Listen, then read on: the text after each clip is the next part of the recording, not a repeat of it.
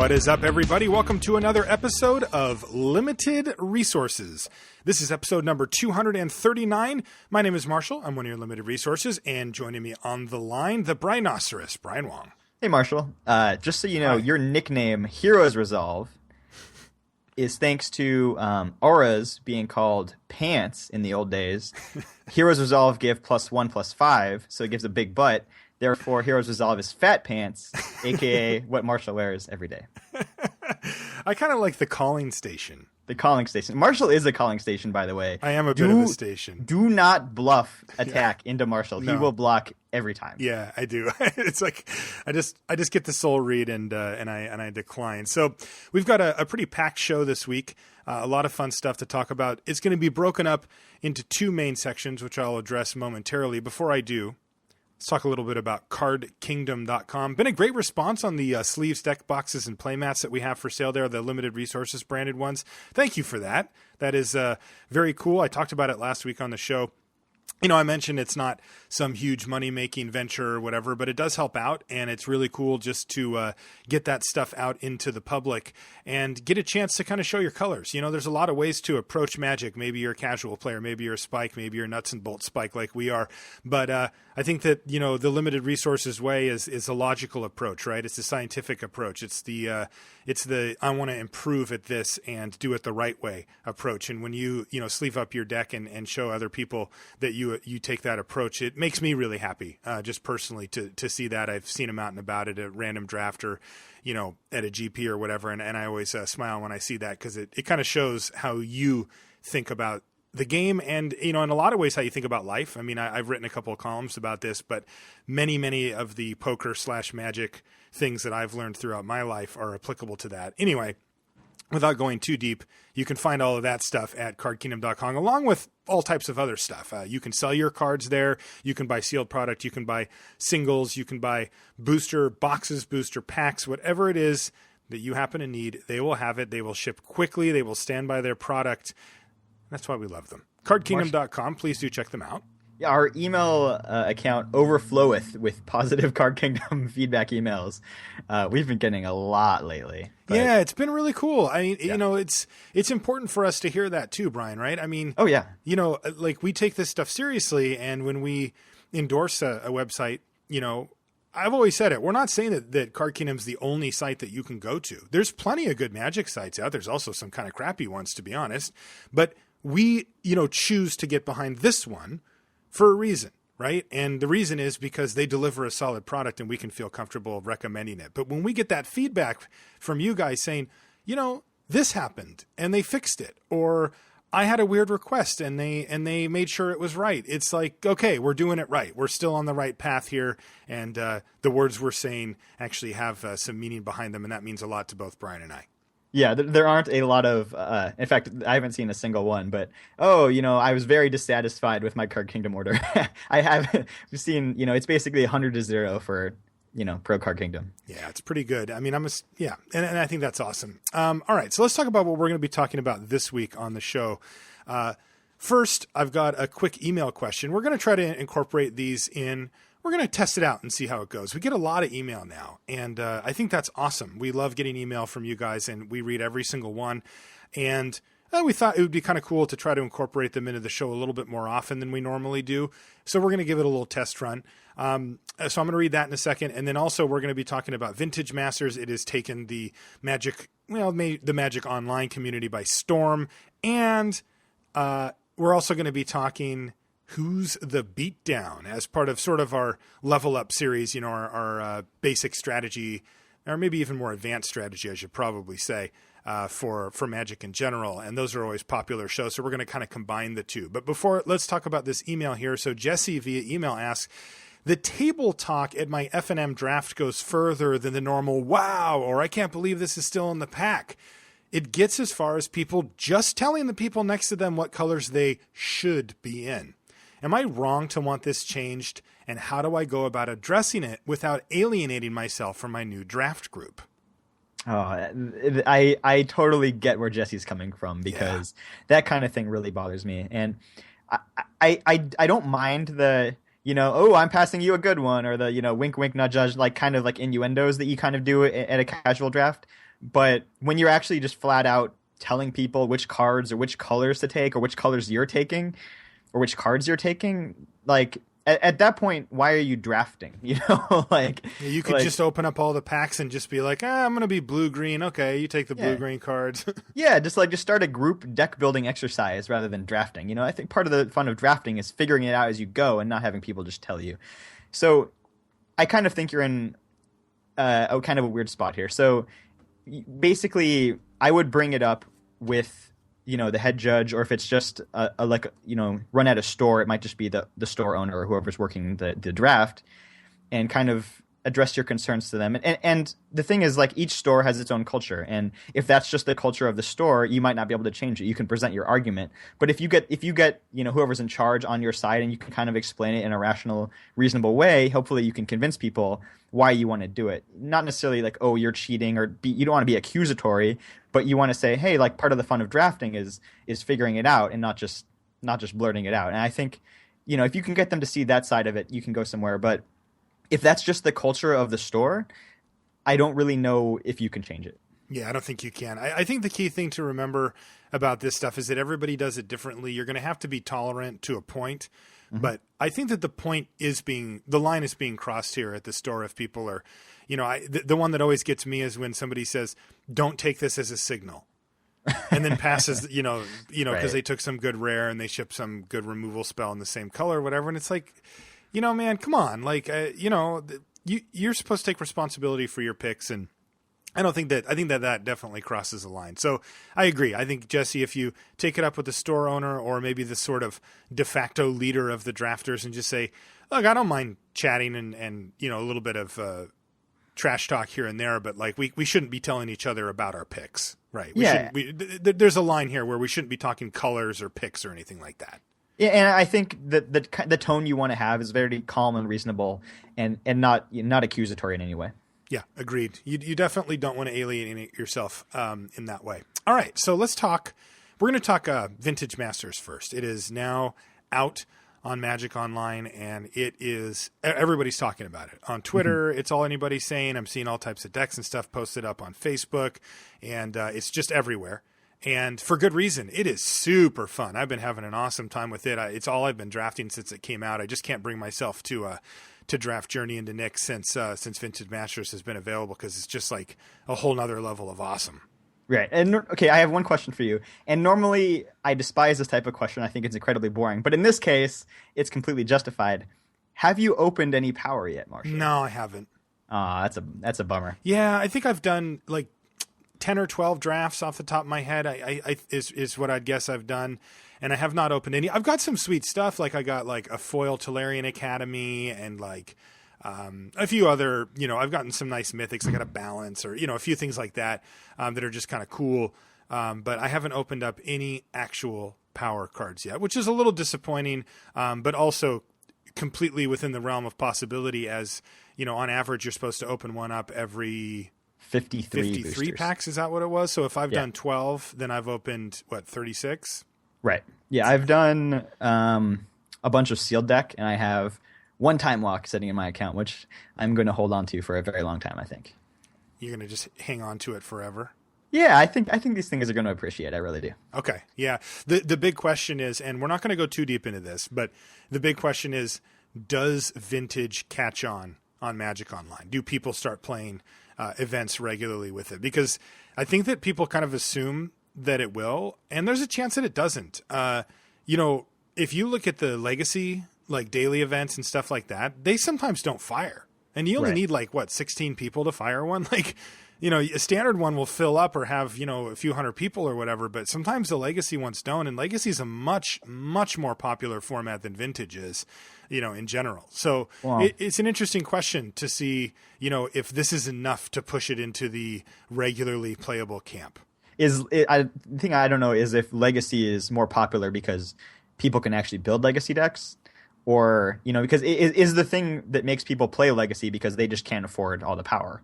Yes, you know, that is it. It's just that in my mind, it kind of doesn't matter. Yeah. So is legacy just an inferior version of Vintage? And if so, is the accessibility of these new Vintage cards going to just kind of supplant Legacy Online and kind of like when you watch people play Vintage, it's super cool. The games are awesome. Yeah, I've played it. I mean, I'm undefeated in Vintage lifetime. Never lost.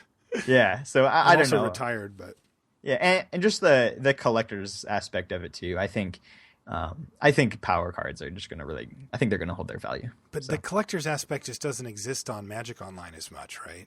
I think it might for this though. I mean, definitely. I mean, it is a Black Lotus. Like, yeah. All right. So we'll have to see. But let's talk about what we've been seeing. Sure. You, for some reason, have been doing sealed deck tournaments for this. Which, like, when I saw those, I was like, what are those even there for? Like, I'm drafting this. I'm not sealed deck vintage mastering. And then you told me it's all you've been doing. So what's the deal? So I am a moto grinder. I'm always trying to maximize my value. And when I look at Vintage Masters, what I basically want to do is open as many packs as I can to give myself as many shots at those power cards as I can, and then try to recoup my investment. So if I play sealed deck, I get open 6 packs. If I play a draft, I only get open 3. So for me, it's an easy equation. I'm just hammering those sealed decks because I want to burn through as many packs as I can as quickly as possible. Okay, that's interesting. And my record is ridiculous. Yeah, now talk to us a little bit about how you've been doing. I am 24-3-1 in sealed. I was that 20... is ridiculous. Yeah. Oh, the one is a forfeit because I had to go eat lunch, unfortunately. But you went to a very good restaurant, so yeah. At one point, I was 22-1, and I ended on a low note 2-2. So I was pretty disappointed about that. But how did you react? Oh, I was furious. Honestly, of course you were. The two like most upset times I've ever been upset at Magic was like probably that one. And then another time I was on just a straight 22 match winning streak in paper, and I lost. I was just like, I quit Magic for like 3 months because I was like, this game's all luck.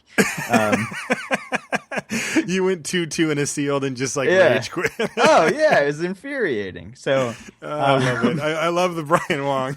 The sense of entitlement creeps up on me very quickly. Yeah. If I'm on a heater. So I just have a few thoughts on sealed, and then probably we'll spend more time talking about draft and just generally what we both been seeing. Yeah. You may have noticed we haven't done a Crack-a-Pack yet for the show. We're going to do one. It's going to be Vintage Masters. So let's talk about this stuff first, and then we'll do it. I like that. So what I found in sealed is that the colors are actually fairly balanced. I don't feel necessarily a strong pull towards any color. I'm going to try to play as many of my most powerful cards as possible. And in this set, there are ridiculously bomby rares, uncommons, and even a couple of commons that I just say like those are just so powerful. Like I really want to play them. However, I'm not going to jeopardize my mana or like play like a weird 3-color deck unless I have the fixing to do so, because I think tempo and curving out is extremely important, because kind of like the broken fast stuff people can do is just if you stumble at all, you could just get steamrolled. So, I really want to come out fast in every game, no matter if I'm control or aggro. I want to start the game well, because I can then kind of transition into like a card advantage, huge value in the mid game, like no matter what type of deck I am. So I just want to like set up shop and then start, doing those busted things. And like I said, like I really want to build, like, if possible, just a consistent, powerful, fast 2-color deck, and then maybe a tiny splash if I have some fetch lands or anything that I can fix my mana with. Yeah, the fixing I've found is reasonable in the format, but not set up for like full on 3-color decks or anything like that. Like right. It's what I would call like normal, where like there's going to be some pieces of fixing around that might let you have a nearly free splash at a 3rd color, but only a little splash. Like you're not, going deep into that other color. And if you don't happen to pick up the right ones, then you're going to have to work for it. So from my experience on the draft end of things, you can dip over into a 3rd color, but you're often not incentivized to do so. As we talked about this on the Vintage Masters Primer show that we did. It's sort of like how Modern Masters was, right? Where it's like, yeah, I could go into another color, but I've got all these playables in my 2 colors. Like I just don't have a great reason to mess up the consistency of my deck to get like a marginal power bump versus, right. Just cards I could run anyway.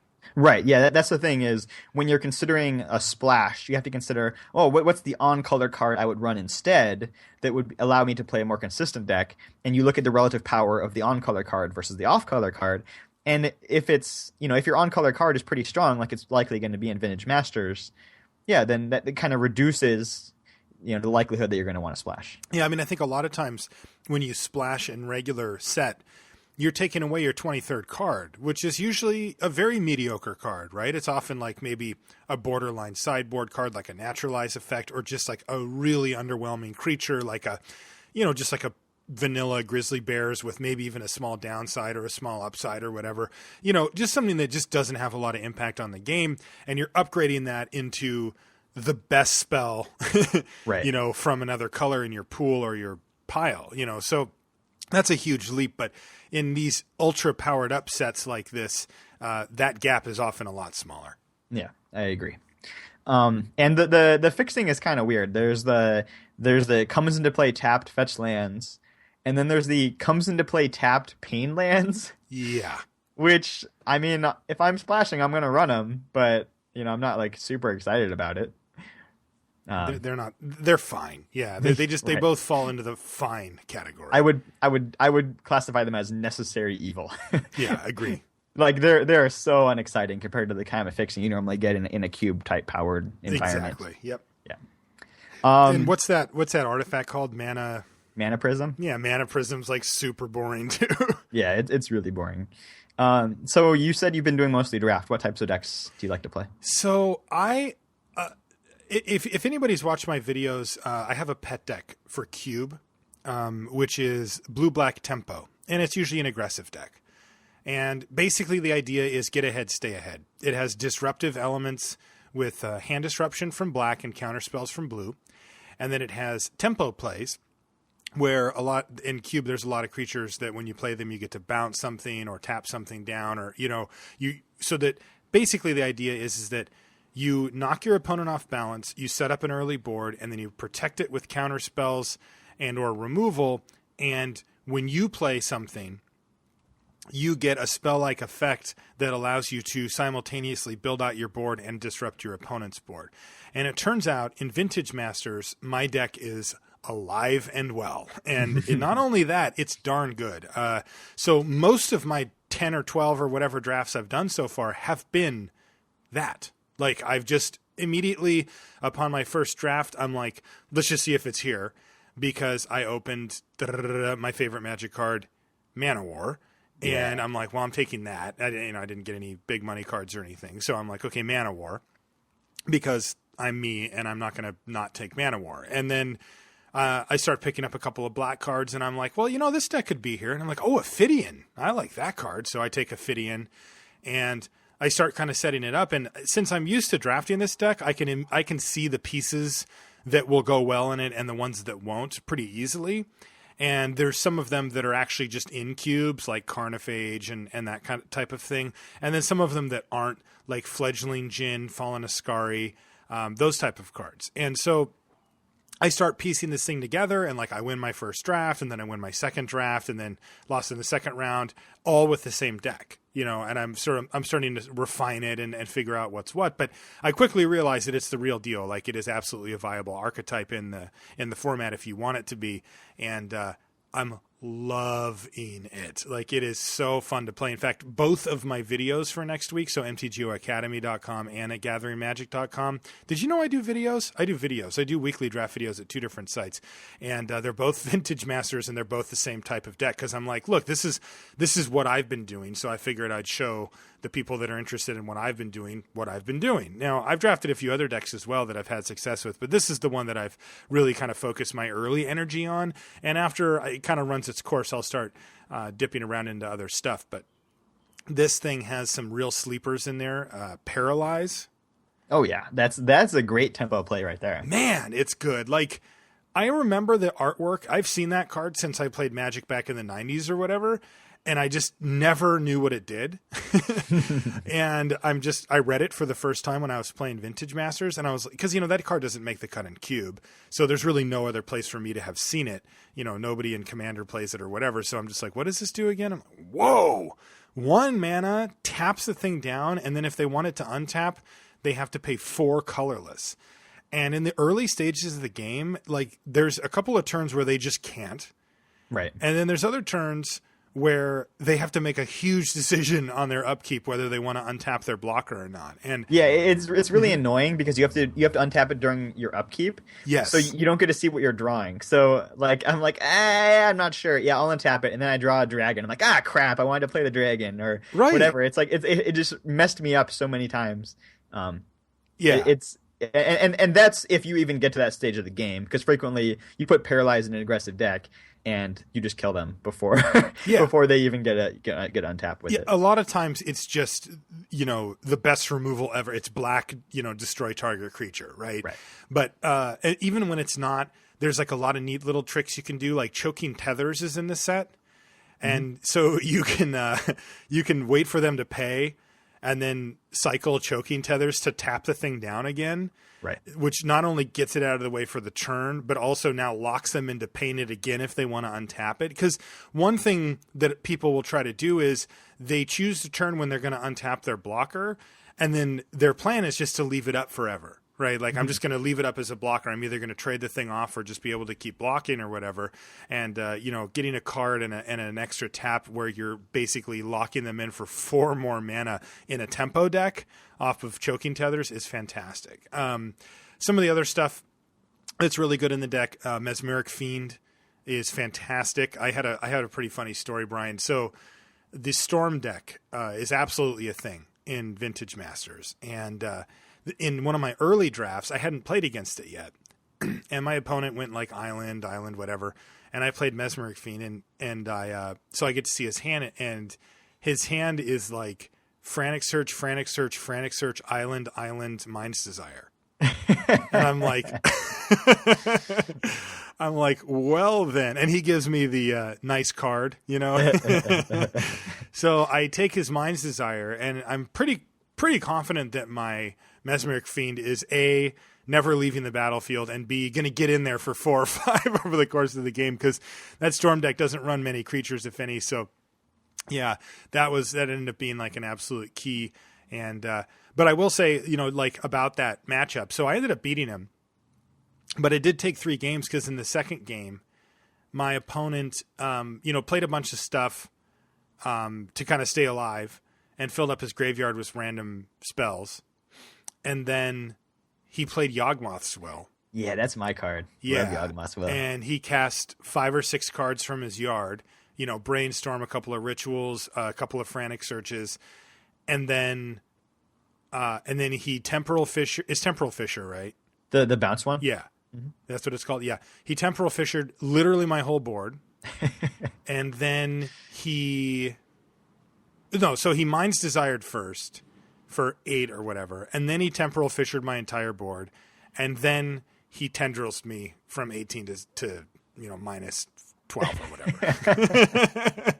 And I'm like, oh, all right, and let's go on to game 3 then. So I will say that Storm deck is definitely viable. It's tricky to play, though. I think that people are still figuring out what's good and what's not in it, and how hard to go in that direction. Best deck that I've seen, besides the one I like, is Blue-Green Madness.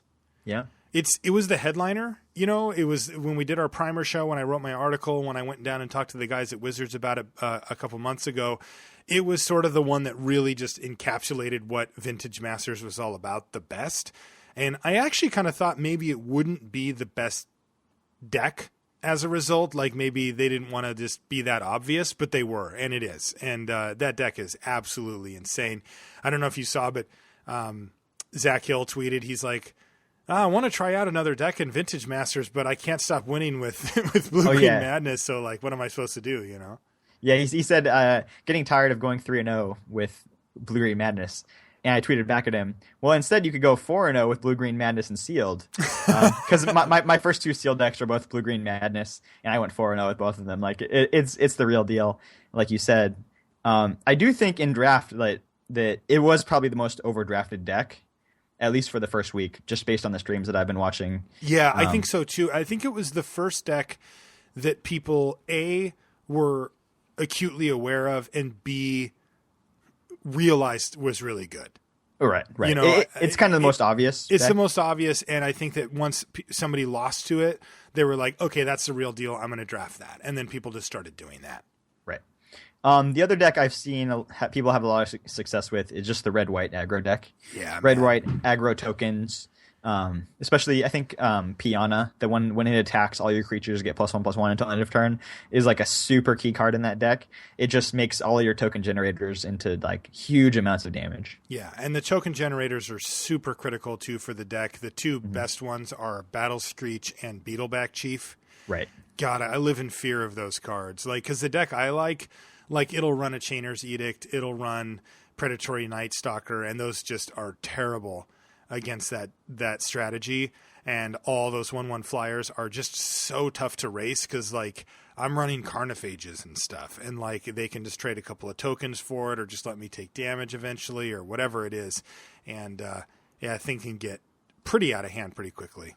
Okay, so can I run through some power commons, as I say? Like, these are absolutely like bomb commons, or Yes. close to it. Do it. All right, so I think the absolute top tier is 2 cards, Battle Screech and Wild Mongrel. I think these are, kind of the consensus best 2 cards in the set, and I think, which one you pick if you had them heads up kind of depends on your deck preference, but I think those are clearly the best 2. How do you feel about that? Yeah, I think that they're the 2 headliners from the 2 best decks. Right. So that makes sense to me.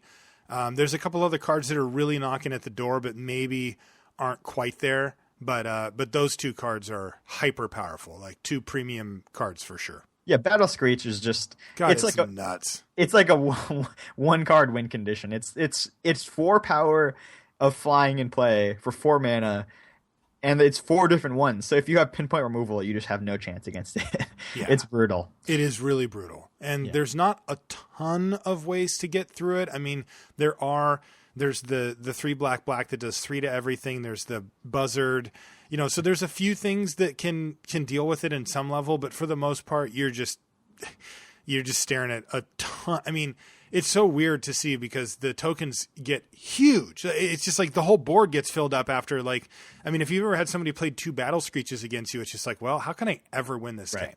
Right. And I know you're always like Mr. doesn't like mass removal, but in this set, mass removal is so good. Oh yeah, I would play.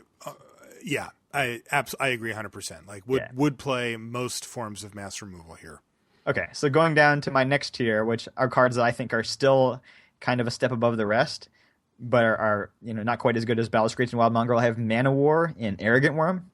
I just think those are just Mana War is just. It's just so good against everything. Like, it's pretty good against the token decks. It's good against aggro decks. It's really good against the aura decks.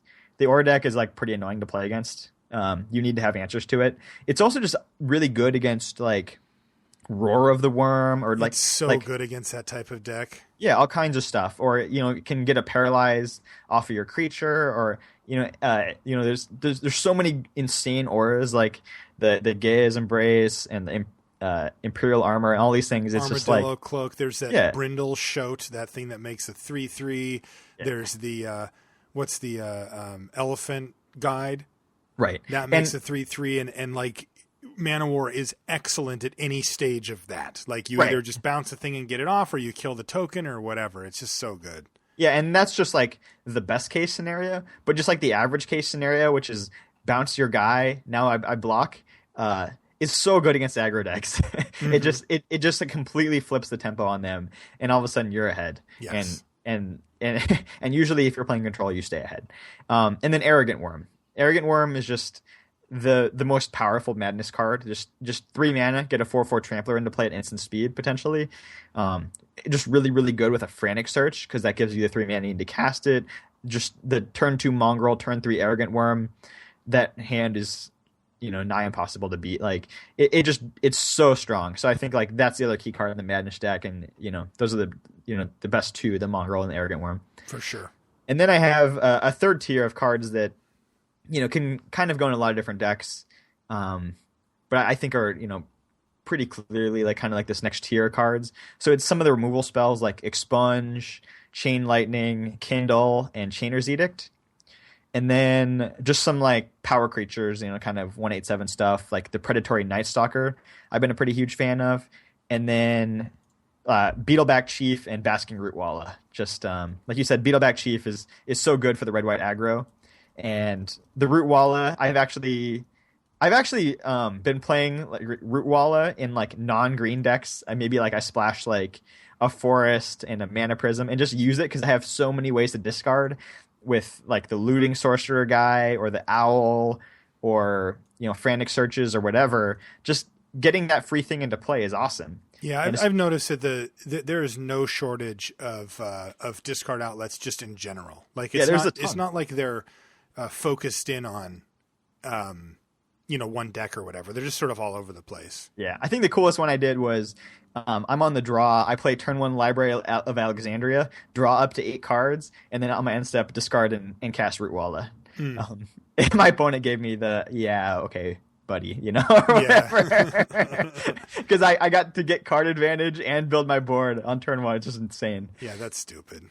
Okay, so you want to go on some other just quick hitters cards that have been catching your eye? Yeah, one of the power commons that I would put on that list is Karavek's Torch. Oh, that's uncommon. Power cards. Sure. Whatever. I'm just sort of going through the list. I'm just looking at it right now and just picking out cards that have been particularly good performers. Flametongue Kavu is an obvious one, and it has been every bit as good as I figured. Beetleback Chief, like I mentioned before, is absolutely ridiculous. That card is fully the real deal and just kind of scary. Tendrils of Agony, as far as the Storm deck goes, it really is the best option. I've seen Reanimate and Animate Dead? Yeah, both be pretty good, but kind of more along the lines of how we described it in the primer, where I haven't seen anybody really break them. They've just been value. Right. I mean, people have been putting Crows and Tuskers into play early against me, and I'm just like, all right, Mana War it or whatever. Yeah, just play a couple things and block it. Like it doesn't have trample and whatever. Like I can beat that. Exactly. Another one that I have absolutely loved is Waterfront Bouncer. Oh yeah, that's my thing. It's Waterfront Bouncer becomes like almost a must kill. It's so hard to win through a Waterfront Bouncer. Yes, it is very difficult. And just the blue card draw is so strong that you can just keep bouncing whatever they play and still keep growing your hand and growing your board at the same time. And if they're recasting the same thing that costs 4 or 5 mana every turn, they don't get to do anything other than recast that thing. Right. It makes the game unsustainable for them. It does, and there's plenty of card advantage around to keep that engine going as well. Yeah, exactly. Yeah, the deep analysis, factor fiction, that kind of stuff, or the fact that it works with Madness is pretty ridiculous. And just bounce is awesome, like we said, kind of the same thing with Mana War, but there's tokens and there's auras and all sorts of stuff that you want to mess up with it. Yeah, Ophidian has been a personal favorite of mine. I do feel like the deck that I've been playing is really maximized for a card like Ophidian, where I think if you just put it into random blue deck, it can range from okay to bad and sometimes good. But I think if you are building around it, like it's actually quite strong. Killer Whale's been a little bit of a disappointment. I've seen a lot more Frantic Searches around than I thought I would. I mean, I've seen people just playing it, which I think is bad. Yeah, if you're not abusing Frantic Search with either Storm or Madness, it's I mean, you really are just giving away a card of card advantage, and it's hard to stomach that. Yeah, and that's something that I've kind of had a skeptical eye on that kind of thing floating around. A couple of cards that I think maybe are a little bit under the radar, but won't be for long. Lightning Rift, for starters. Lightning Rift and Astral Slide. I've seen those decks on stream a couple of times. Yeah. They're the real deal. It's a real deal. You see it goes off. Like Lightning Rift and Cycling's a big deal. One thing that you have to remember is that all of the different colors of those Cycling lands are in this set. Mm-hmm. and you can pick them up kind of whenever you want. And I mean, I've seen some deck lists posted, and I've played also against some of these. It's like they probably have 20 cards that have cycling on it. Right. Like they've got like 7 lands plus like almost all their spells and or creatures say cycling. Right. And if you can pick up like 3 lightning rifts or something like that, I mean, it's pretty tough to lose, unless your opponent just makes something massive. Right. Yeah. And the thing with having a deck full of tons of cycling is you power through your deck so fast that you just find whatever you need too, right? You find the other lightning rifts, or you like, they have so much velocity.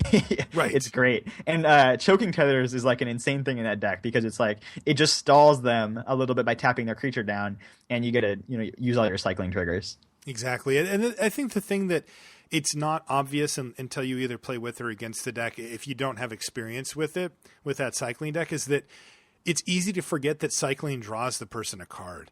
So it fuels itself, right? Like it's not just like, okay, you did your combo, you did the thing, and then you got your 2 damage off of it. Congratulations. It's like, no, they're probably going to do it again next turn too, because they just drew a card, and now they're going to draw another card for their turn like normal. And it just keeps chaining into each other. The denser it gets, the more they get to do it, and then they find more lightning rifts, and things get out of hand pretty quickly. Early front runner for biggest groan test of Vintage Masters. Brian, I lost to this card yesterday. I was so frustrated. Rites of Initiation. Yeah, that was my sleeper that I had in the primer. Well, you were right. It's so annoying. So my opponent's playing goblins. Mm-hmm. And he plays the 1/1 goblin that you can like sack a goblin to make a red mana or whatever. Okay. Yeah, he plays 2 of those, and then some other goblin, like a 3-drop, like a goblin matron or whatever, some other crappy goblin, right? And he had been beating me down, but I was fully stable, and we were actually racing. Like I had 2 carnophages out. I was taking a little bit of extra, and we're crushing him, and I'm crushing him. He's crushing me, and I've got. I decided to try out Tyrant's Choice, which I went like 16 lands, 2 Tyrant's Choice aggressive, which isn't normally how I play the deck, but it kind of felt like that's what the build wanted, so I went for it. So I've got him dead next turn basically, and he attacks with all 3, and I've got 1 blocker. It's like a fledgling Djinn, and I'm like, I'll play it safe and I'll block. So I block his 2/2 to go for a trade or whatever, because I don't need the extra body anyway. And he's just like, Rites of Initiation, pitch my whole hand. It's like 5 or 6 cards or whatever he had, and I take 13 and I'm just dead. Yeah. And I'm like, oh, that's what that does. Okay. Like, it's like the classic thing where like I can read the card, I can have you tell me, but until I get completely blown out, now I'm like, aha. The thing is though, I went back and thought about it, and like, how the hell do you play around that? Like, are you going to keep your carnophages on defense? That's not a way to win a game right. of I Magic. can't win that, right? And like I could keep my mana up, and I had like maybe a repel, but it turns out, repelling a 1/1 for 1 wasn't really high on my list, so right. I decided to keep developing my board instead, and Rites of Initiation got me.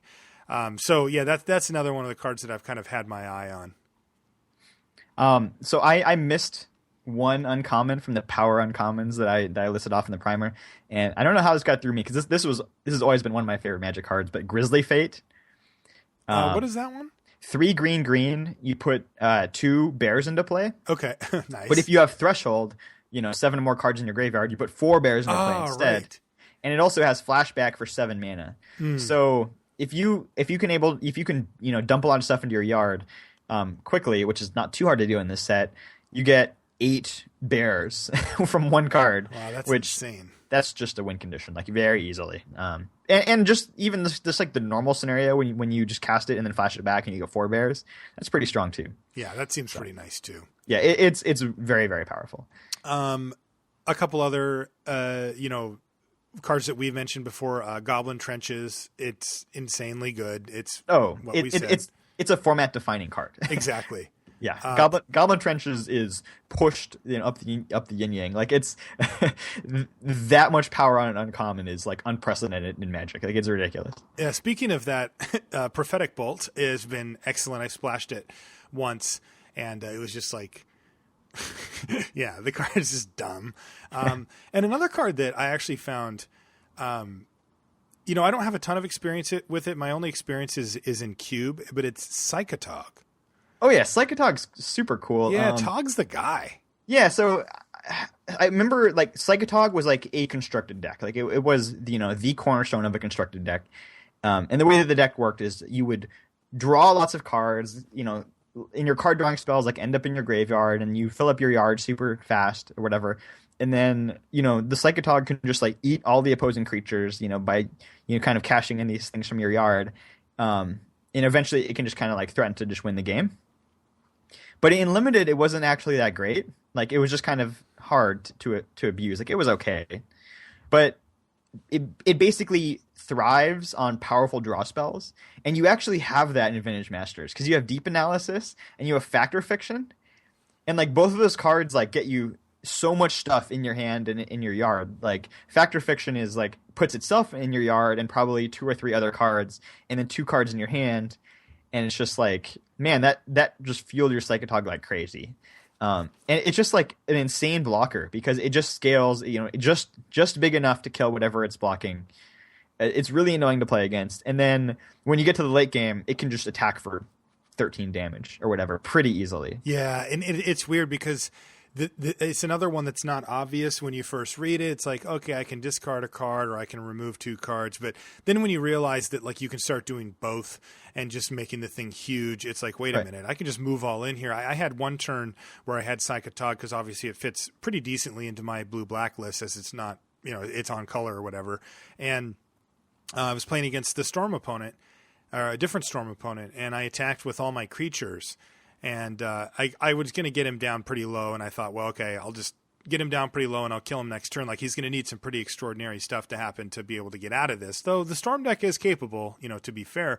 And then I did the math after and realized, because I thought, oh, maybe I could Psychotog, but I'm like, whatever. Like, I've got plenty of good stuff going on here. Like, I'm going to kill him next turn anyway. And I realized that I, could have Exactoed him with Psychotog. Mm-hmm. But I kind of dismissed that, before really considering it, because I thought, well, why would I be so risky? Like if he just has some, repel or something like that randomly, then I just throw away like my whole hand and like he takes no damage for that turn from the Psychotog at all. And like, like why would I move in? But then I realized like that's why Psychotog's there. Like you can just deliver this final blow that you don't really normally get from like a blue-black aggressive list where all of a sudden it's like, oh, take 7 extra, mm-hmm. and I should have gone for it. I ended up winning anyway because, like I said, my opponent was in a really bad spot. But like I did reevaluate that and say, like I'm playing Psychotog for a reason. That's the reason. Like move in. Yeah, the Psychotog math, the 1.5 times cards in hand plus 0.5 times cards in graveyard or whatever, it adds up real fast. It does. Yeah, real fun card. To circle back to Mesmeric Fiend real quick, I've actually found just the ability to look at my opponent's hand to be incredibly valuable to just plan out the games. Because the games of Vintage Masters are actually really intricate, and there's a lot of stuff you need to play around, like very powerful stuff.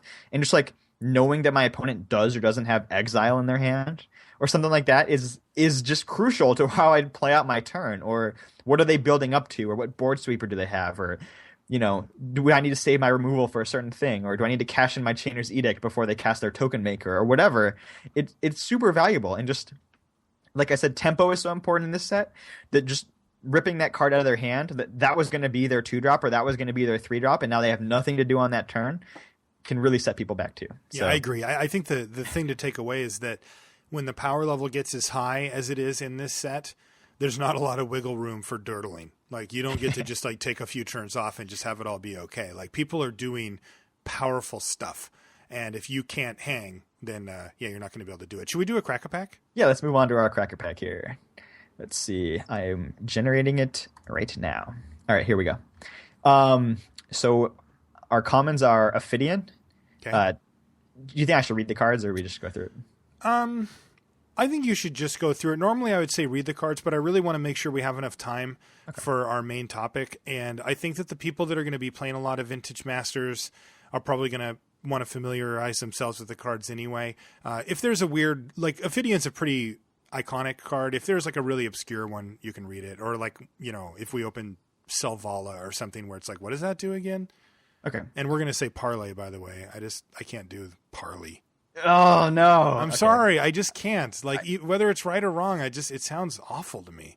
Okay, we need to not bring that up again because that was just off. Okay, anyways, so we got Ophidian. We got your boy Carnophage, the 2/2 for 1 in black. I like this start. We got Rites of Initiation, which is not actually a common, I don't think. I think this pack generator is a little off, but we'll go with it. Douthie Mercenary, the 2/1 shadow that pumps power. Has that been a staple in your blue black decks? Yep, totally serviceable 3-drop. That guy and the discard a card 2/1 flyer to bounce it back to your hand. Yeah, are both totally fine. Like you need to put some punch behind your mana wars and your choking tethers and your paralyzes, and you also need to be able to make them make tough decisions between blocking your Ophidian or blocking your 2 or 3 power thing.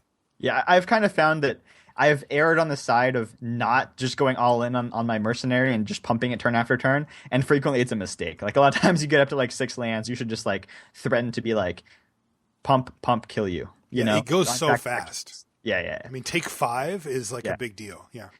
Temporal Fissure, that's the Storm bounce spell. Crozen Tusker cycles, fixes your mana, and maybe you can reanimate it. Orcish Lumberjack. You know, I kind of was skeptical of the red-green, all in on a fatty plan, and I don't think it's very good. Yeah, I think that your skepticism was, at least so far, has been justified. I haven't seen anybody really do anything great with that yet. Yeah, I mean, with edicts and mana wars and stuff like that, it's pretty terrifying to go all in on that. Radiance Judgment, which I found to be main deckable, but you don't have to.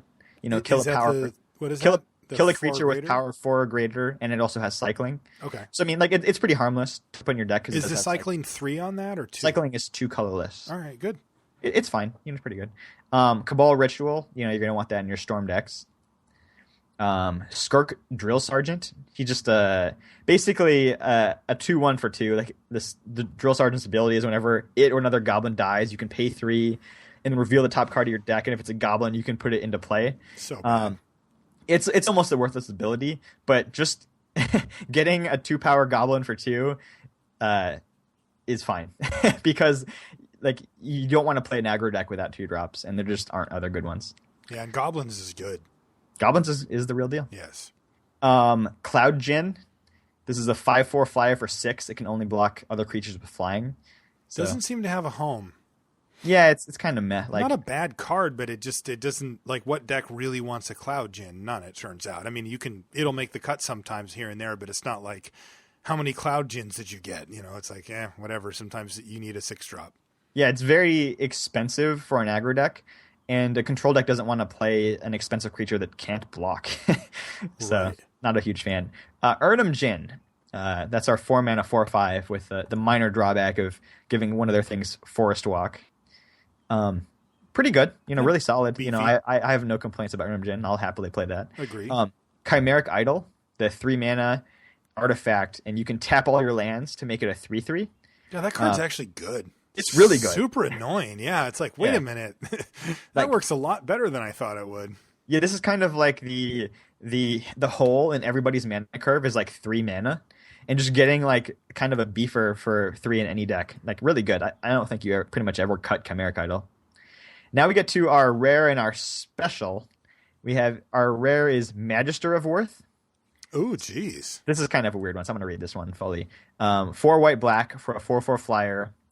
Then when it enters the battlefield, both players vote. And basically, if the vote is tied, which should always happen on these voting cards with 2 players, is all other creatures die. And you're left with a 4/4 flyer. You're left with a 4/4 flyer. That card is insane. Yeah, it's stupid. And our special card here is Foil Soul Ring. Oh, really? Well, that was fun. So, I mean, that's actually a pick because Magister of Worth is incredibly powerful. That is true. But I'm slamming Soul Ring though. Like, the problem with Magister of Worth is that it's a 6-drop, which is, I mean, look, when you get to that point, you feel pretty good. So not a huge deal, but still 6-drop first pick is like, eh. And it's 2 colors that, I mean, we haven't really talked about the black-white deck because it's kind of not really a thing yet. Like it doesn't have that defined synergistic stuff going on. It's got like a bunch of good cards that can work pretty well together, but it's not like a madness deck or something where you're getting abusive. Right. I think the Magister of Worth go-to strategy is actually play like a 3-color control deck. Okay. Whether it's white, blue, black, or like white, red, black, or something like that. Yeah, Esper seems sweet. Yeah, you're going to stretch out the game. And like this is just like, bring down the hammer, because wipe away your entire force. Now have a huge thing. Like that basically ends the game. Yeah, that's a great finisher. Oh, it's perfectly ideal. And then Sol Ring. Sol Ring is my pick for best card in Cube, because in a 40-card deck, like you're very likely to have it in your opening hand, and like that's a Sol Ring in your opening hand is like almost like a guaranteed victory. It's just a ridiculous amount of tempo. Like Sol Ring is simultaneously card advantage, because it's like basically one card that makes you 2 mana. It's like you played 2 lands, Mm-hmm. And just like the ridiculous acceleration that it provides. It's so overpowered. Any hand with turn 1 Sol Ring is like, it's so hard to lose. So if you throw out the Magister of Worth and the Sol Ring, which I think we're both taking Sol Ring, which of these other cards would you take? I would take Ophidian. So there's also, there's Ophidian, Chimeric Idol, Urnum. I'd probably say those are like the most. Yeah, those sound like the good ones. And I find Ophidian is like, I like being in blue. I think blue's pretty strong in this set. And Ophidian is a card that I personally just like a lot. I like drafting around it. I like going off with it. I think it's really sweet. And I think it's, Idol, maybe Idol and Jin are a little bit more powerful overall, but like not ridiculously so. So I would probably just go for my biases and take the Ophidian. Yeah, I think I would. I'd be pretty torn between the Urnum and the Idol. I think because the Idol will go in any deck. I know it's going to be a pretty good card no matter what deck I play. Yeah, staying open's nice. Yeah, I think the Urnum is a little bit more powerful. So 4/5/4 is real nice. I know, it's not that exciting. This Rites of Initiation, which I don't think is actually common. But the thing about the Rites of Initiation as a first pick is if you actually don't end up in a hyper-aggressive red deck, you just don't even want to play it at all. No, it's terrible. Right. So that would be kind of like an all-in pick, but probably defensible. But like we said, like we just opened 2 ridiculous rares, so we're gonna snap up one of those. Yeah, for sure. Nice Sol Ring. Foil Sol Ring. Yeah, foil Sol Ring at that. All right, so why don't we move on to our main topic here, Brian? Let's talk a little Who's the Beatdown. This is a common term that you'll hear when discussing Magic strategy, as it's considered kind of one of the tenets of modern, Magic strategy is understanding this concept. Yeah, it was written by Mike Flores in the late 90s. And it became, known, like one of the most well-known articles of all time. If you haven't read it yet, you probably should check it out. And then he updated it, or kind of circled back on it again in 2012. So if you just Google Who's the Beatdown, like the top results are going to be the things you want to read. But yeah, it's super essential, and it basically boils down to like figuring out who's aggro, who's control, and what does it mean.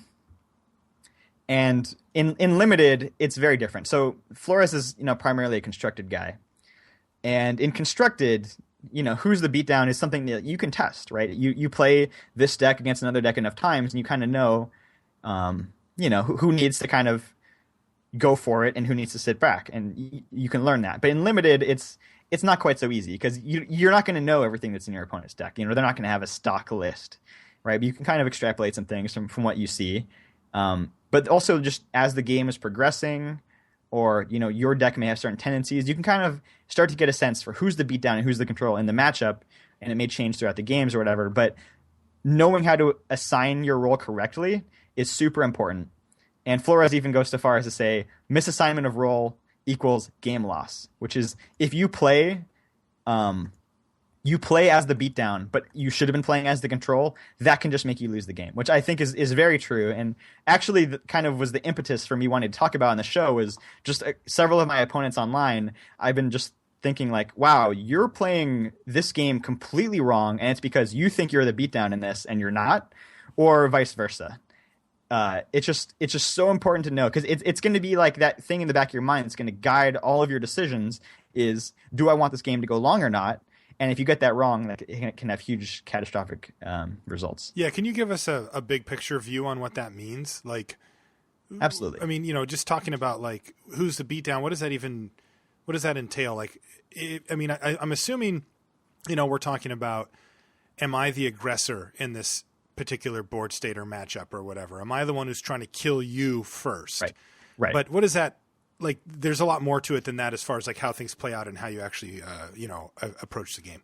Yeah. So just Flores' definitions were: are you the guy trying to kill the other guy? If so, you're the beatdown. Or are you the guy trying to get card advantage? If so, you're the control. And I think it goes, a lot deeper than that. Like, this was like, very like primitive Magic theory, but essential. But like it's gotten a lot more complex since then, and I have some thoughts to add to it as we go along. But basically, like, if you're trying to kill your opponent before they stabilize or before they can kill you, that means you're the beatdown. Like, if you're trying to play aggressive, and I think we all kind of have kind of just a gut feeling for what that means. But I'm gonna try to break it down a little bit more than that. Yeah, I think that's a good way to put it. And one of the keys, of course, being that role can change within the course of a game, especially in limited. Right. So that's something we're going to keep our eye on as well. Yeah. So you need to know how to identify which role you are, and then what do you do with that information once you know. So I think probably the real driving force behind who's the beatdown is the concept of inevitability, which was only just barely implied in his original article. But it's basically here's a quote from Zvi Moshowitz, and he says, "A player is said to have inevitability if and only if, from the current position, they will win a long game. A player is said to have inevitability in a matchup if and only if they have an inevitability on turn one." So it's basically, if we just kind of sit here and stare at each other or nothing major changes, who's going to win? And it may have to do with many things. It could be like, oh, there's certain aspects of your deck that favor you in a long game, or it may just be very specific cards in your deck that favor a long game, or just weaknesses in your opponent's deck or things like that. But it's basically who wants the game to go long and who doesn't. And really the player that should want it to go long is the player that has inevitability. So basically the beatdown is the person who does not have inevitability. That's why the person who that's what makes you the beatdown, is you say, okay, I need to try to win this game before it goes long. So you're the person that wants to shorten the game. So if you're the beatdown, you have to make more proactive plays. Frequently, you have to make the first move. You can't be reactive. So it can really depend on many factors. So, and especially in limited, it's like, all right, I'm green-blue and my opponent's white-black. It's you just knowing that it's not at all clear, who the beatdown is. Like, there's a lot more context that you need. So, some of the ways you can kind of identify it is some decks tend to be beatdown decks. So it's not just sitting down, I know I'm going to be the beatdown in the matchup 100% of the time, but I'm definitely leaning towards that way. So we kind of talked about this in the Aggro Decks podcast, but the beatdown decks tend to have low mana curves, so just many more cheap cards, fewer expensive cards, which that really jeopardizes your long game. Right. They tend to have a higher density of threats, more cards that attack and block, etc. And they play cards that don't scale well into the late game. So maybe even like cheap cards that have drawbacks or whatever, but it tends to be cards that, off the top on turn 10 tend to be pretty suboptimal. Decks that tend to be control tend to have larger creatures, because larger creatures just scale well in the long game. They tend to have more sources of card advantage. That could be card drawing. It could be, cards that come into play and give you an additional effect that you could, use to trade for another card. They tend to have more removal, more reactive cards, and less threats. And control decks frequently tend to have, or ideally have, some difficult to interact with win conditions. So just like a card that's like, I kind of don't care what my opponent has. I know that this game is going to be able to win. This card is going to be able to win me the game. So something like a Prognostic Sphinx. If you have a Prognostic Sphinx in your deck, you're pretty happy with the game going long, because you know that if you draw Prognostic Sphinx, it's going to reliably get you to win from there, kind of regardless of how the game has gone up to that point. Like it's you don't have to worry about Divine Verdict or whatever, because you know that Sphinx is going to be able to close it out. So that's just kind of like, certain decks tend to be beat down, certain decks tend to be control, but you do need to have an open mind, because let's say you're playing an aggro deck. You think, all right, most of the time I'm going to be aggro, but you sit down and you play against someone else who's going to be aggro, and you don't know that when you sit down, but you can start to suss it out by looking at the types of cards that they're putting in their deck. A person that's playing a lot of aggressive 1-drops and aggressive 2-drops, like a 1/1 unblockable creature for 1, that's tends to be in an aggressive deck, or just very miscast in a control deck. Like a Resco Swiftclaw, it at its best in an aggressive deck. So just like your opponent starts to do these things in the early turns, should set off your kind of spidey sense. Oh, I'm playing against an aggro deck. Right. I need to adjust accordingly. But yeah, so if you're playing aggro on aggro, frequently players just kind of put their head down and just it's like I built an aggro deck. I'm the aggro no matter what. And this is, I think, the number one reason where people go astray, is they just think, I'm always the beatdown no matter what, and that might not be the case. So in aggro versus aggro matchups, there's a couple of things that can really start to shift the game one way or the other between who's the beatdown and who's the control. So being on the play is a really big factor in aggro on aggro, because it's like we're just trying to race. We're going to try to kill our opponent on turn 5 or turn 6. Being on the play is a huge advantage. So usually if I'm on the draw in an aggro on aggro matchup, I'm going to block more.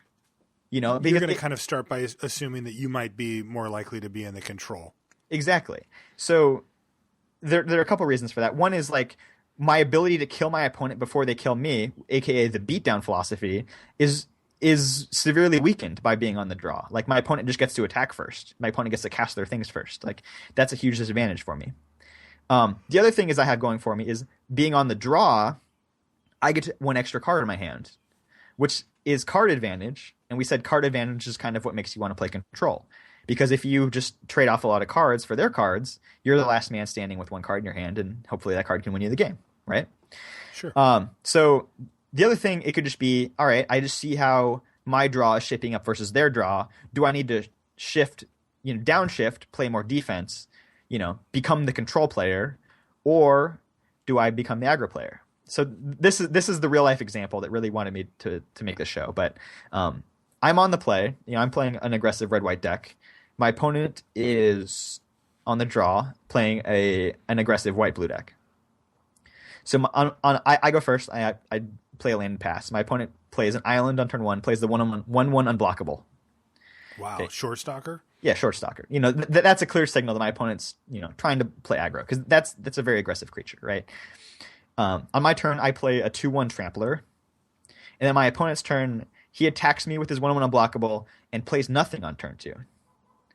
Then on my turn 3, I swing in with my 2/1 and I play another creature, a bear or something, something, whatever. It's kind of insignificant what that second threat is. Sure. But then my opponent takes their third turn, plays a land, attacks with a short stalker, and passes. Okay. And it's like, you think you can't race what I just did. Right. With your 1/1. You need to keep your 1/1 back and block my 2/1. Like, you just have to do that. You probably should have figured that out the very first turn. I don't even know why you attacked it with it on the first time.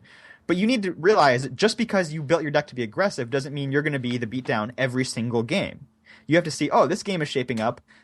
I'm not going to win at this pace. I need to slow this game down. I need to gum it up. It may not be the ideal way that my deck is built, but that's how this game is shaping up. I need to reverse course here, block the 2/1, and extend the game. Yeah, that makes a lot of, especially given that not only does this person have the information that's available on board, they've also got the information of what was in their hand from the get-go.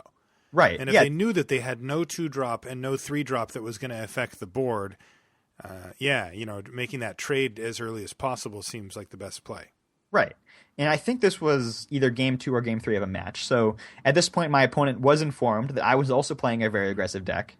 It might be defensible in some positions. You just keep attacking with that 1/1, knowing that my offense is going to peter out because I'm not playing an aggressive deck. But that's not the case. He knew that I was aggro as well. And in this case, I was the beatdown because I got the faster start. He needed to reverse course. So he just misread his role in the game. And That's really interesting too, because a few things come to mind. The first time, actually like three different things. The first one is just, I think everybody's been in that spot before where you make some attacks, your opponent doesn't block, they attack you back, and you kind of give them a weird look like, you're attacking me with that? Okay, Right. I'll take it. And then they're like, go.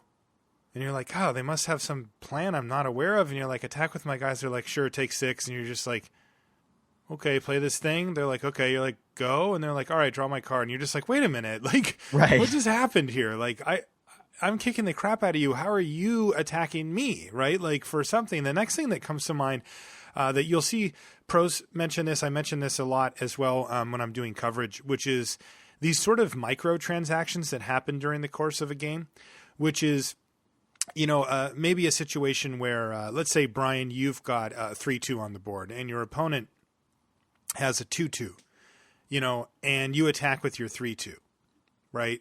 Or let's say they attack you with theirs and then they don't play anything, right? In a lot of ways, what they've done is they've made a trade, right? They've traded 2 damage for 3 damage. And generally speaking, you don't want to make trades like that are not in your favor, right? I mean, he's only doing 2 to you, but you get to do 3 back to him, right? And that's like, once you start doing that, if you do that too many times, you're going to lose. It's that simple. Now, Right. Sometimes you have a plan, right? I mean, Right. maybe he's got a lava axe in his hand or whatever, and he's trying to just do everything he can to get you down to a certain life total where he can finish you off. That's fine. I get it that you don't, that is not the only criteria under which do I attack or not is made. But a lot of times you'll see people, I'll kind of raise my eyebrows like, wow, this guy's going to trade 2 damage for 4 here, right? Where like maybe you have 2 2-2s and he has a 2-2 and he just attacks into him and you're like, take it.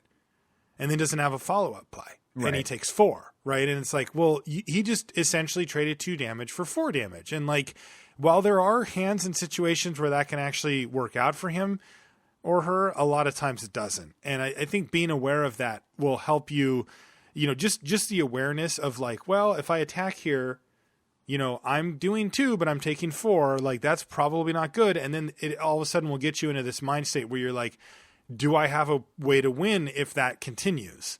Right. And then a lot of times you'll be like, no.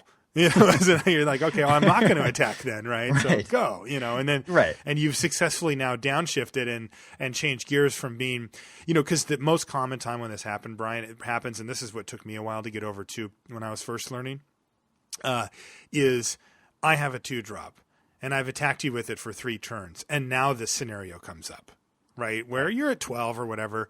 And now I'm like, well, I'm the beatdown. I'm the one who's aggressive. I'm the one who's been attacking because I had been in the game up until that point. And I just haven't recognized yet that this game has now changed. Right. And it is no longer a game where I'm going to win by attacking where I'm going to win by me attacking you and you attacking me and just seeing where the chips fall. And that's the huge, like, you definitely have a level up moment the day when you can recognize the board state where you have now fallen behind, and now it's time to take your foot off of the accelerator and say, go. Right. Yeah, I think damage races are very interesting, and damage trading is very interesting because, sometimes you want to make an unfavorable damage trade, and it's really going to come down to is whether or not you're the beatdown or you're the control, and that can shift throughout the game for various reasons. Another situation is, I play a 2-drop, I play a 3-drop. My opponent plays a 2-2 haste and attacks me with it. It's like, that ain't gonna work. Like that ain't gonna work. I don't know. You're kind of kidding yourself there. So, but definitely there are times when you want to make unfavorable damage trades because you want to shorten the game. You don't want to play the long game. So that requires like a lot of information, but you need to be able to figure that out. Sometimes I think control decks can get off to a good start and kind of get lured into the beatdown role when they really shouldn't have. And I think their damage starts to peter out and the aggro's the beatdown, the actual beatdown deck starts to ramp up, and they found out, oh, I should have been protecting my life total more than I should have been damage racing, because eventually my deck started drawing a bunch of 1/4s and your deck started drawing a bunch of 4/2s, and I just couldn't actually play that damage race. Yeah, that the timing on that is huge, right? I mean, like, I think that where you end up coming to after you come to terms with who's the beatdown and you start getting better at identifying board states and who is the beatdown and who's not and what the plans to victory look like is you start to focus on changing gears. That's when it's important, because a lot of times you're the red-white player and you have a 1-drop, a 2-drop, and a 3-drop on the play. And like, you already know what your role is. You're going to be beating down that game like 99% of the times. The times when the good players really start to accelerate past the less good players are when they fall behind and recognize it a turn sooner, or when they're playing control. I see it all the time on camera doing coverage and just all the time in general, which is like the control player will often wait to switch gears like a full turn later than they should. Mm-hmm. Like they have now, they've got a removal spell as backup. They have complete board control. They're at a reasonable, like, let's say they're at like 8 life or something like that. And they've got a big 4/4 flyer and they don't attack with it for a turn. Because they feel, well, I want to get one more card or just to make sure he doesn't do anything or whatever, and a lot of times it's like, no, you should have changed gears a turn sooner. Same thing that happens in the opposite, which is what you were talking about a minute ago, Brian, which is where the control player starts to sort of nickel and dime, right? They're like, oh, I'm going to peck away for a point of damage here because it's relatively safe or whatever. And all they're really doing is opening the door for more cards to beat them. Right. It's like, then all of a sudden your opponent goes threaten and you're like, oh, like I got in 2 damage. But if we just laid out our decks from this point in the game forward, there's probably 2 or 3 cards in my opponent's deck that actually matter. Yeah. Right. And the longer the game goes, that list gets even shorter. Right. I'll flash back to something I had talked about when I think Born of the Gods just came out. Or is this Journey to Next? Which set has Rotted Hulk, the 2/5? Journey. Yeah, Journey. So at the Journey pre-release, my hand is like Rotted Hulk, Phoenix, the milling god, right? Mm-hmm. Yep. And like I play like Rotted Hulk, and I'm like, okay, this board's like pretty stable. Like the Rotted Hulk can block everything. Then I play Phoenix. I'm like, yeah, let's get this game going or whatever. I may have had like a 1/3 in play also or something like that. Then my Rotted Hulk gets blown up, and all of a sudden the floodgates are open, and I take a huge amount of damage, and my Phoenix is just sitting there doing nothing, and then I play the second Rotted Hulk out of my hand the turn after that, but it was kind of like too late. I had taken too much damage. And really what I had done is, by playing the Phoenix earlier, I was like, okay, let's accelerate the game and start milling. This is going to be my fastest route to victory. But fastest route to victory was not what mattered. What mattered was controlling the game. I was the control. I was not the beatdown. I did not need to accelerate the game. And by attempting to accelerate the game, I made myself lose, basically. Right. So like I just misunderstood my role. I needed to sit back and have patience. I needed to not get into like a racing mode type of thing. Right. And that was something I struggled with forever and still sometimes do. Yeah. So we kind of talked about, if it's like, 2 aggro decks sit down, you kind of have to go with who has the faster draw, maybe who's on the play, that kind of matters. Another situation you can get into where it can be unclear is you get into like a stalled game where, maybe, one player is kind of plinking away or maybe not, but it's just like, all right, this game's going to go a while. Or maybe it's just completely gridlocked, like nothing can get through. Now inevitability can come down to a couple of different things, like decking, like the odd game every now and then come down to who has more cards in their library is going to win that game. And this doesn't happen too often in Modern Magic. It used to happen a lot, but occasionally you need to get to a certain board state and you're like, how many cards are in your library? I need you to count that out for me because I need to know if I just sit here, will I win or not? That's actually crucial to know that, because if you let the game go too long before you figure that out, you may have played incorrectly. Oh yeah, for sure. That happens all the time. Occasionally you get into that white green versus white green or whatever. It's that's kind of the traditional matchup where it happens. But if your deck has less cards in it, and you don't have anything in your library that's going to like bust the game wide open, you need to start taking action. And whether that means like alpha striking or just attacking with big things and trying to break up the board a bit or what, but you need to figure out a plan, because just sitting there you're going to lose. you're just going to lose. Also, like in a kind of slowed down game, just like the presence of bombs in somebody's deck, like whether it's your deck or in their deck, that's going to provide inevitability. Like if I know that my opponent has an Elspeth, I don't want the game to go 20 turns. That's bad for me. Right, because that will eventually get there.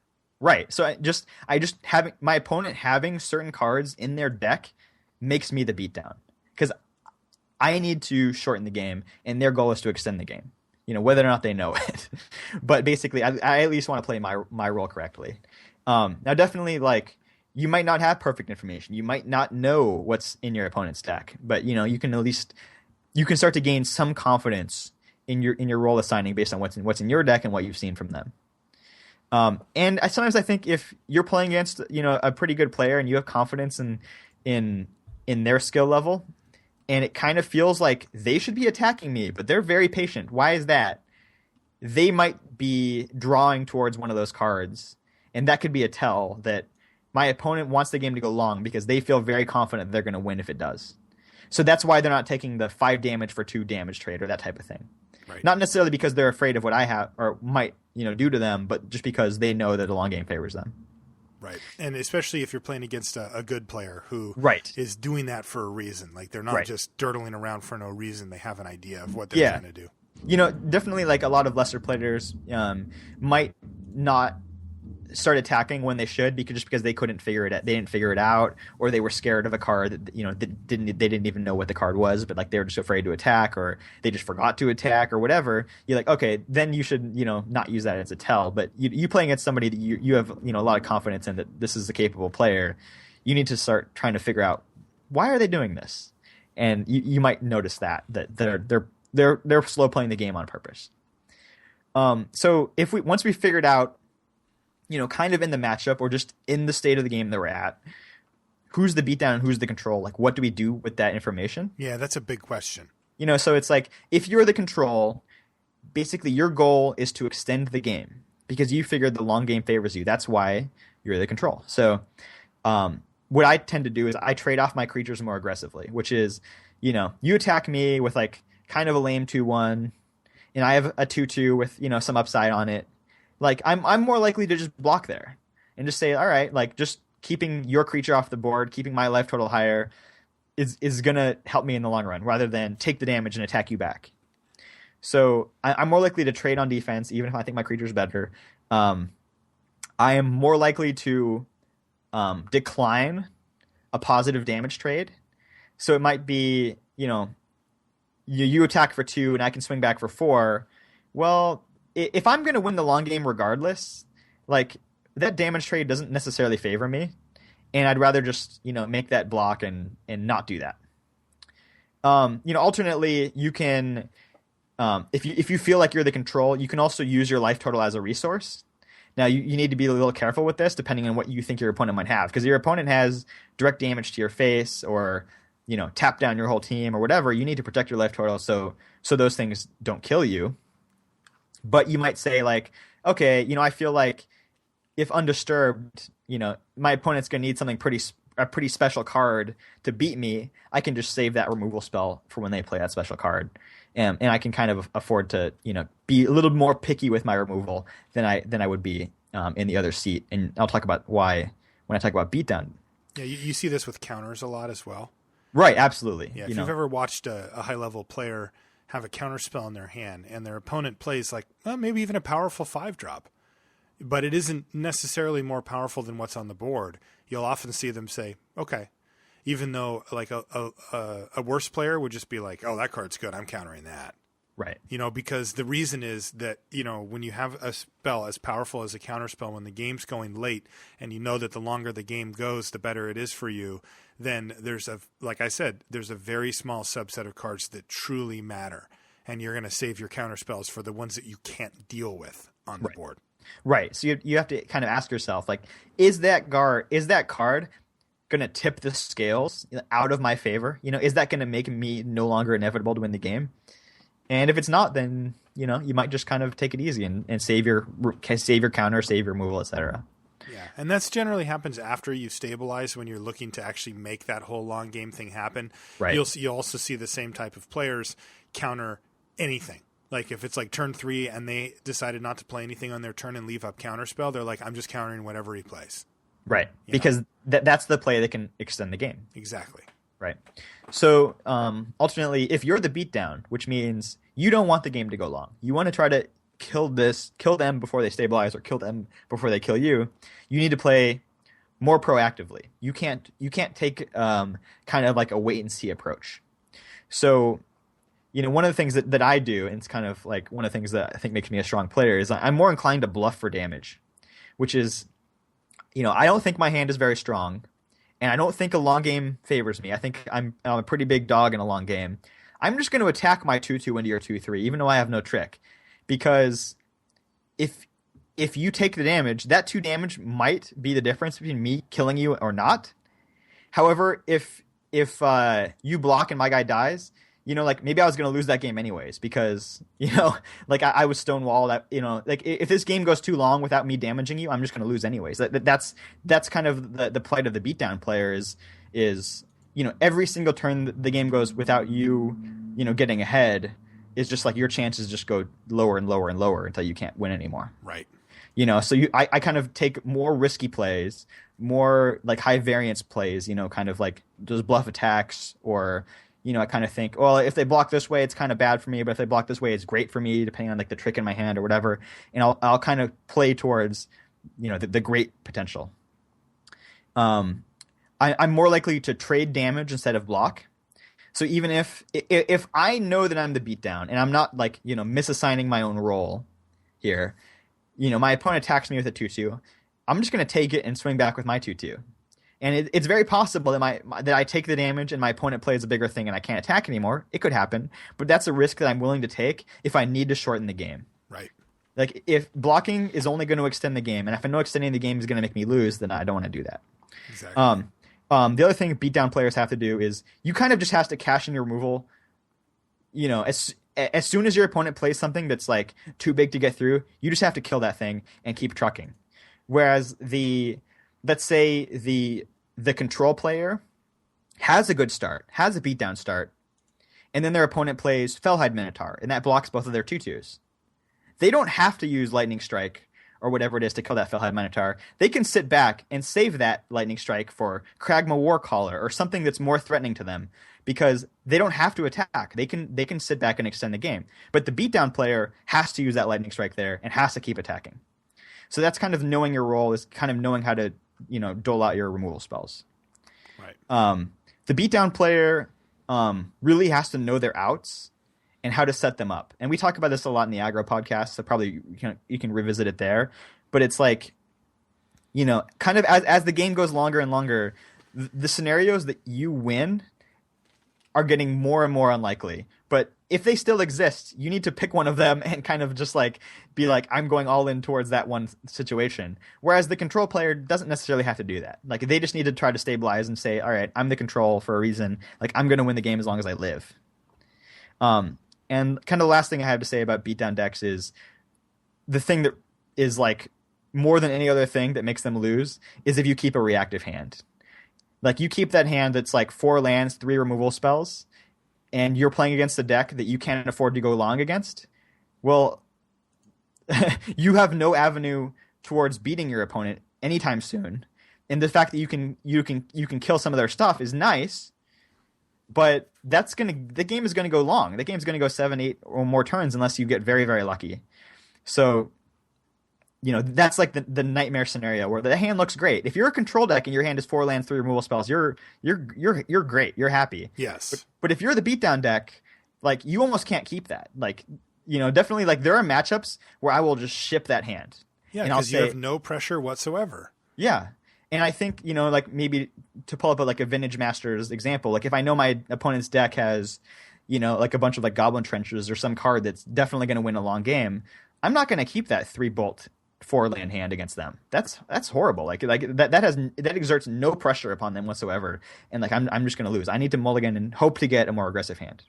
Right. So that's kind of like how you play the beatdown. Now there's this third scenario, which is sometimes you're the beatdown and the control, which is really the best possible world to be in, which is you're the only one that can win the short game, and you're the huge favorite to win a long game, which puts a ton of pressure on your opponent. Like it's just like if your opponent is the beatdown and the control in the matchup, like you're a huge dog. It's just like, geez, I just have to massively outdraw them to win. Right. But you need running cards specific. Yeah, or your opponent just has to draw like twice as many lands as spells, or like because the basically the way it can work is there's an aggressive deck or just a very strong tempo deck, and it also has just like several of those very resilient win conditions. So like a white-red aggro deck that has like an Elspeth in it and an Aroas in it and I don't know, some other like 100-handed one or just some other like really, really good threat that's hard to answer.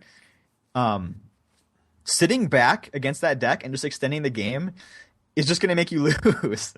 So it's like you're in a really rough spot because you're not equipped to damage race against white-red, but sitting back is also an issue. So, yeah. And I mean, that's like the nightmare scenario. And sometimes you just have to tip your hat, right? I mean, it is a nightmare scenario, but I think that like there are definitely times when you're just not going to win, right? And it's like, well, I'm going to recognize that I am not the beatdown or the control, and I am in fact just the loser of this particular game, right? It does happen sometimes. Yeah, and basically what you have to do is you kind of have to pick a path. You say, all right, well, I know my deck is not that well equipped to damage race, but I'm going to give it my best go. Or like, well, I'll try to extend the game a little bit, but I need to like try to flip. I need to start getting in damage as soon as is reasonably possible, and I need to hope that those 3 cards that beat me are in the bottom of their deck. Right. It's just like it's pretty rough, but you got to have a plan because you just sit back for 20 turns and they're eventually going to draw that Aroas or the Elspeth and you lose. Exactly. So kind of what I tend to do is I love to throw a couple of those cards. Obviously you can't get Elspeth and Aroas in every aggro deck, but I'll kind of hedge a little bit and I'll put like a Stone Shock Giant in my deck, just knowing that if the game goes long, that card is going to beat my opponent. And that's not a super reliable one, but it does get the job done a fair amount of the time. And I like to seed my deck with those like tiny little hedges, which is, all right, I want to have game if the game goes long. Mm-hmm. So that's just kind of my own personal style because I love to get into that scenario where I am the beatdown and the control, which is like I'm happy playing a short game and I'm happy playing a long game. Pick your poison against me. It does feel really good. Yeah.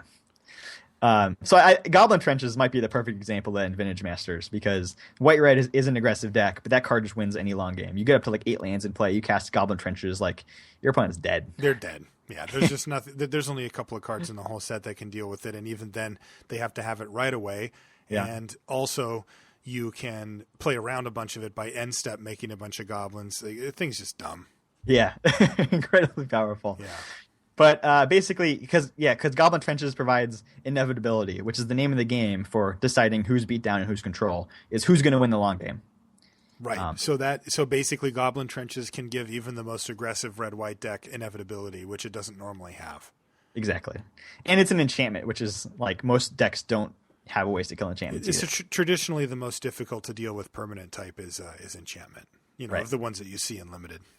All right. Well, I hope people learn something and can kind of make better play decisions or better sideboarding decisions or whatever, just by trying to figure out, do I want this game to go long or not, and if so or if not, how do I play differently with that in mind? Yeah, I think the takeaway here, one of the takeaways is like, imagine next time you're playing Magic that either Brian or I could just walk in, you're on Moto or maybe you're at your local store and just stop everything and ask you, are you the beatdown or are you the control? Right? Who's the beatdown in this matchup? Right. And you should be able to answer right away. Well, maybe sometimes in limited it can be a little. Explain your answer right away. Absolutely. Or it might be I'm kind of leaning in this direction, but I'm not sure, and here's why. Yeah, and that's fine. I just mean you should know where you're at, whether it's somewhere in between, because like you've explained really well here, Brian. It's often not 100% clear, right? Like that changes a lot. But I think that, one of the challenges I've given myself and I've gotten a lot better at is knowing, like, mm-hmm. Well, this is what I'm thinking about this question. right? And that gets you a lot closer to the answer than what I used to do, which was just kind of go with what I felt at the moment. And it often didn't line up with what was going on the actual board state. Like I said, I would get tunnel visioned and start off as the beatdown. That roll would have switched completely, and I would just not recognize it because it is what I had been doing for the previous 5 turns, and I'm just going to keep banging my head against this wall until I either kill the person or die myself. And a lot of times I'm sure there were games in there that if I would have pumped the brakes a little bit, I could have switched that. So that's the challenge I give to you, is to constantly ask yourself what role you're in and where it's going. Yeah, and as the game goes on and as the match goes on and you've seen more cards from your opponent, that can really inform your decision. Especially like you get to game 2 or game 3, you have a pretty good idea of what they're trying to do, what you're trying to do, and try to figure out, am I favored in the long game or not against them? And a lot of times it is going to be obvious. Your opponent's going to be playing, white, red, and Theros block, and you're going to be playing blue, black. Like, yeah, you're the control. Play accordingly. But occasionally, like I said, you're going to be green, blue against white, black, and like that's not clear at all. Right, it's not at all. Yeah, one other thing I wanted to throw in there was that having the roles defined early, especially in situations where it is clear cut, can make for some really interesting plays that seem out of the box until you really think it through, where it seems obvious. Like, one play that I've made before is I was playing against red X, I don't remember, red something, very aggressive. And I was playing white something, not like completely not aggressive. And I had seen, 2 games against this opponent, and I'd seen a bunch of cards from them. And I had played a 2-drop on turn 2. And it was my 3rd turn, and I was on the play. And I don't remember what I had in my hand, but I didn't have a creature to play. And I also didn't attack with my 2-drop. And... it's a weird play to make because my opponent didn't have a board yet. Right. But I had seen some type of haste 3-drop. Maybe it was even this format with like a Minotaur Skull Cleaver or a Satyr Nicksmith. Right. Something like that where like, even though like more than 90% of the time you just swing in there, right? It's like it's free 2 damage basically. But when you really look at the game, if I am the one who really truly has the inevitability and my opponent really truly does not, which is exactly how I felt in this matchup from every card I had seen from my opponent and everything that I knew that my deck was capable of doing, card draw spells, big bombs, much bigger creatures that could just take over the late game, ways to control the board if things got out of hand. I just needed time. That's where like trading off that incidental 2 damage that very likely will not matter.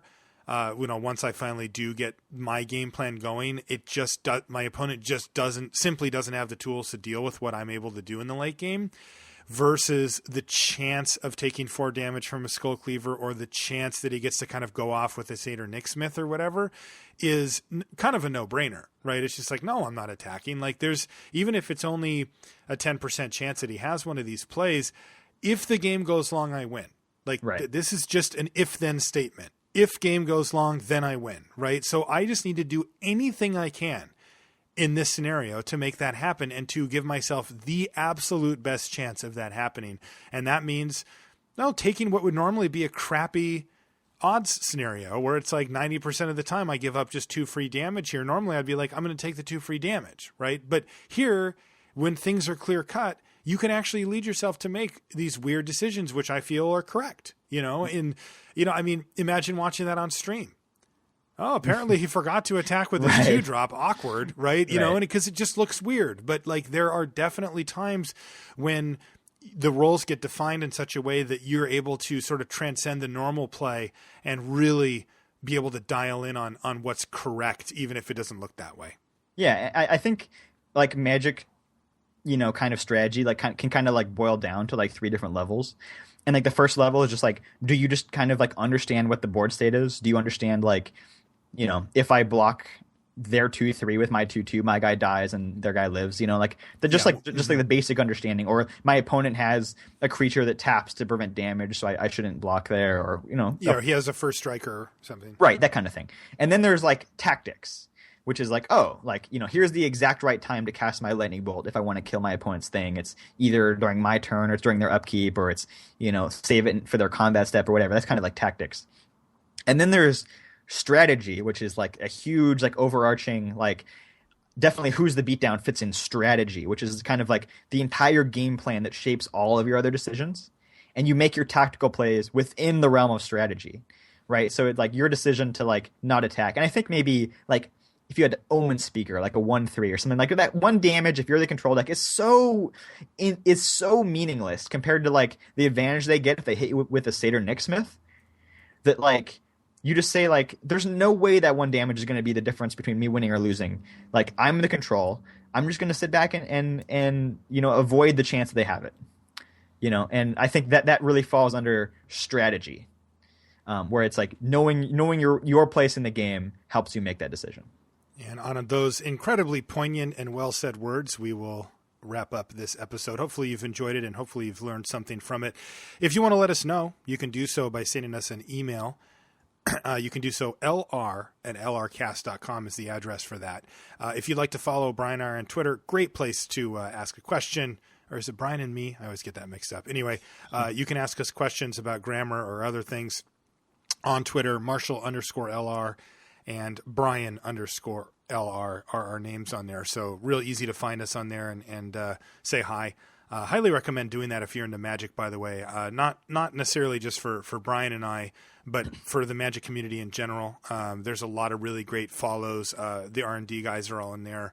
Professional players, content people that write articles or make videos that you may like. Basically, everybody's on Twitter, and it's a really cool way to interact with the Magic community in general.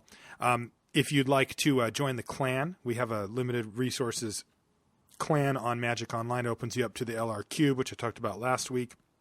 And it's real easy to join. All you have to do is send me a message on Magic Online, Marshall_LR. The only rules, of course, are that you cannot be a jerk and you must love Magic. If you meet that criteria, you too can be in the clan. It's kind of fun to, wear your LR badge like I was talking about with the sleeves and stuff. All right, guys. For all things limited resources, lrcast.com is where you want to go. Until next week, we'll talk to you then. Good afternoon, graduates. Congratulations. Everyone give me a big round of applause. I've earned it. Thank you. I believe that I, the great grandfather of podcasting, was selected to speak to you today because I know what it takes to survive and thrive in uncharted territory. Soon, you will all be moving into uncharted territory of your own in the next stage of your lives. Graduates, I have 3 pieces of advice for you. First, I want you to be bold. Bold like I was when I founded Limited Resources, thereby inventing podcasting, as well as the spoken word medium. I, Marshall Sutcliffe, boldly quit my peasant job as a computer programmer and started down the road towards turning Limited Resources into my first billion-dollar company. Oh my God. I will continue to silence the non-believers. Coming off the heels of a massively successful Kickstarter campaign, I will be launching the first fealty-based revenue system for my podcast. Bold indeed. Second, be humble. Just because I was born with the voice of an angel, the razor wit of Mark Twain, and the understated dignity of a mortician, my success was not guaranteed. Far from it. Everyone, even the Marshall Sutcliffes of the world, need a little help along the way. Don't take them for granted. When I named myself CEO of Limited Resources, my first act was to hire Ryan. I'm sure it'll come to me. Ryan something. Oh my God. After firing Ryan, my next hire was Brian Wong, who I use for menial common people tasks like answering emails. Always remember those whose backs you climbed upon towards greatness. Third, I want you to always remember, you can purchase Limited Resources branded sleeves, deck boxes, and playmats on cardkingdom.com. Thank you. Good luck, graduates, and go Shelleys! God, it's